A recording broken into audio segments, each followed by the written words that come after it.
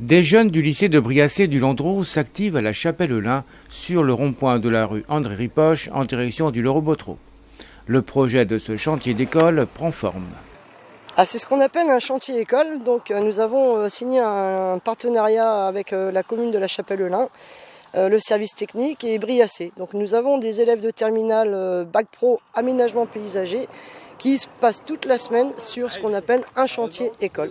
Donc quelque chose de très concret qu'on a mis en place à la demande de la commune. La conception a été réalisée par une collègue de travail qui s'appelle Madame Fanouillère, c'est Nelly. Nous avons travaillé ensemble et avec les agents du service technique de la commune, grâce à eux, on a pu mettre en place le chantier, toute la préparation et donner la possibilité à nos jeunes d'avoir un travail d'habillage de pierre. Voilà, c'est que pendant toute la semaine, ils n'ont fait que de l'habillage de pierre. Alors c'est quoi l'habillage de pierre ? Vous faites une structure en parpaing et sur ces parpaings-là, vous allez habiller les parpaings de pierre, mais la difficulté, c'est que nous avons des pierres qui sont des vieilles pierres, des pierres qui sont très irrégulières, donc il faut les tailler. Il faut les positionner, et puis il y a des pentes à respecter, il y a des niveaux. Donc c'est à la fois un chantier qui peut sembler très simple, mais c'est très complexe de par, quand on prend une pierre, il y a quelque chose, un proverbe comme ça dans le métier, une pierre prise dans le tas, c'est une pierre posée.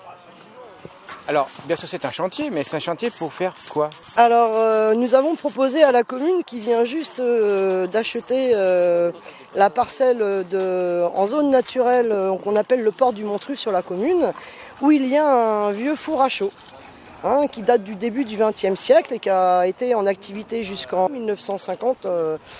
Et nous avons proposé de faire la reconstitution à petite échelle, à une échelle miniature, de ce four à chaux, qui est un élément fort du patrimoine de la commune. Et dans le métier, on appelle ça un paysage emblématique. C'est-à-dire que ce four à chaux a fait vivre des centaines de familles pendant des dizaines d'années. Et nous avons besoin de développer de la reconnaissance et de la gratitude pour nos anciens. Alors, bien entendu, en revenant un peu aux jeunes, c'est des chantiers qui leur plaisent beaucoup, bien entendu, peut-être plus que l'école, et qui leur apportent aussi beaucoup. Alors, grâce à un chantier comme ça, ils peuvent développer leur savoir-faire pratique. Ils améliorent leur savoir-faire. On fait les établissements de formation professionnelle, on les fait travailler aussi sur des zones de travaux pratiques. On casse à la fin de la journée. Et quand ils ont un chantier concret, ils peuvent véritablement se former et progresser dans leur acquis. C'est vraiment s'exprimer. C'est une expression, c'est de l'art. Le métier de paysagiste, avant tout, c'est un métier très artistique. Et ce que je souhaite souligner, c'est ce partenariat entre la commune. Il y a même un résident de la commune retraité qui était ancien maçon, qui a passé toute la semaine avec nous, qui taille très très bien la pierre, bien mieux que nous tous. Et voilà, c'est ça le partenariat. Ce sont des rencontres, ce sont des relations et on fait ensemble. Et également la transmission du savoir. La transmission du savoir. Et moi je dis souvent à mes élèves, je suis comme vous, j'apprends.